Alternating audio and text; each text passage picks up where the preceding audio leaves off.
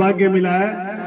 मैं अपने आप को गौरवान्वित महसूस करता हूं कि मैं मेरे लोगों के बीच में आज इन चुनावों के दरमियान आया हूं और आप लोगों से मांग करने, आपका समर्थन लेने के लिए यहाँ पे आया हूं। इसी कड़ी में हमारे लोकप्रिय विधायक निवाई से सम्मान्य हमारे रामसाई जी वर्मा है, जो आपके इस मंडल में ही लगे हुए हैं बहुत दिनों से, और ये आप लोगों से भारतीय जनता पार्टी के पक्ष में मतदान कराने के लिए दिन रात आपके बीच में रह रहे हैं। हमारे बीच में हमारे मंडल के अध्यक्ष सम्मान्य वैष्णव जी, हमारे मोहन सिंह जी और यहाँ के सरपंच साहब और सभी यहाँ पर विराजमान सभी सम्मानित गण, सभी माता और बहनों और मेरे प्यारे भाइयों, राजेंद्र जी गुजर यहाँ से प्रत्याशी भारतीय जनता पार्टी के बने हैं और वो मेरे साथ 13 से 18 में विधायक रहे। मैं उनको अच्छी तरह से जानता हूँ कि उनका व्यवहार और उनका काम करने का तरीका,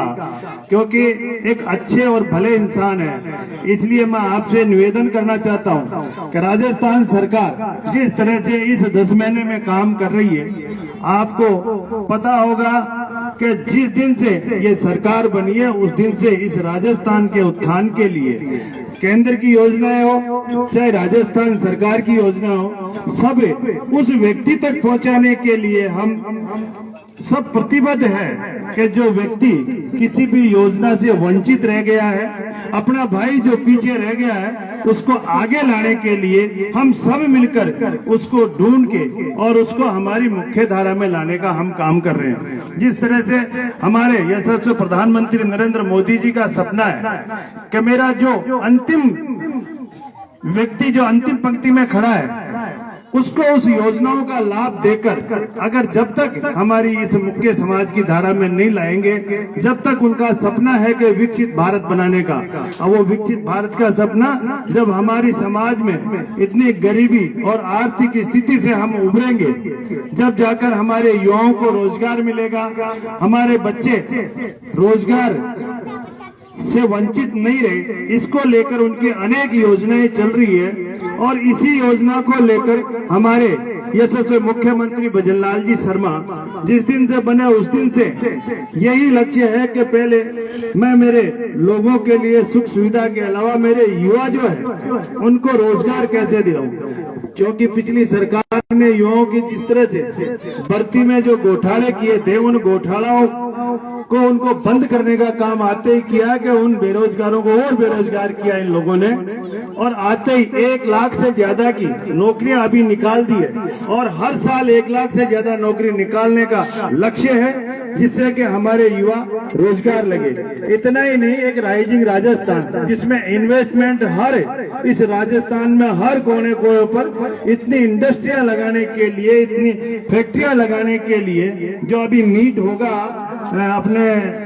11 और 9 और 11 दिसंबर को, उसमें कई लाखों करोड़ों का इन्वेस्टमेंट यहाँ पे होने जा रहा है और उस इन्वेस्टमेंट में हमारे युवाओं को रोजगार मिलेगा, हमारे लोगों को सुख सुविधा मिलेगी, और सुख सुविधा के बाद हमारा जो माननीय प्रधानमंत्री का विजन है विकसित भारत का, वो विकसित राजस्थान में हमारे भजनलाल जी शर्मा का लक्ष्य है कि उसको विकसित राजस्थान बना के आप लोगों के बीच में आए। तो मैं आपसे यही निवेदन करना चाहता हूं कि अभी एमएलए साहब कह रहे थे कि सरकार भारतीय जनता पार्टी के आप लोगों के हित की सरकार है, आप लोगों का मान और सम्मान, मुझे भी उप मुख्यमंत्री बनाकर आप लोगों का मान और सम्मान देने का काम किया है, वो भारतीय जनता पार्टी नरेंद्र मोदी जी ने किया है, हमारे प्रदेश नेतृत्व में किया है। इसलिए आपके इस मान सम्मान को आगे बढ़ाने के लिए भारतीय जनता पार्टी में हम ज्यादा से ज्यादा मतदान करके और भाई राजेंद्र जी गुजर को हम जिताकर भेजेंगे। आपका काम मैं जानता हूँ, राजेंद्र जी को कभी भी मैं कह दूंगा, आप मेरे को कहना, और मैं स्पेशल तौर से जहाँ जहाँ मेरी समाज के लोग हैं, अभी मैं पिछले गांव गया था, वहाँ भी आबादी नहीं थी, लेकिन मैं जब आप उनको जिता दोगे उसके बाद में आपके जो भी काम होंगे मैं प्रायोरिटी से उनको कहकर आप लोगों के काम करवाऊंगा और मेरे लायक आप लोगों को कभी भी किसी भी काम के लिए जरूरत है तो आप मेरे वहां जयपुर आ जाइए, आपका कोई प्रोग्राम है मुझे बुला लीजिए, मैं आप लोगों के बीच में आकर आप लोगों की हर समस्या का समाधान करने के लिए हमेशा तैयार रहूंगा। आप लोगों के हाथ जोड़कर निवेदन है कि 13 तारीख को आप ज्यादा से ज्यादा मतदान भारतीय जनता पार्टी के पक्ष में देवें। मैं आपसे इसीलिए आज आपके बीच में आया हूं और उसके बाद में आता रहूंगा, लेकिन आप ये मेरा मान और सम्मान है, जो आपका मान सम्मान है इसको बरकरार रखना। जय हिंद, जय भारत।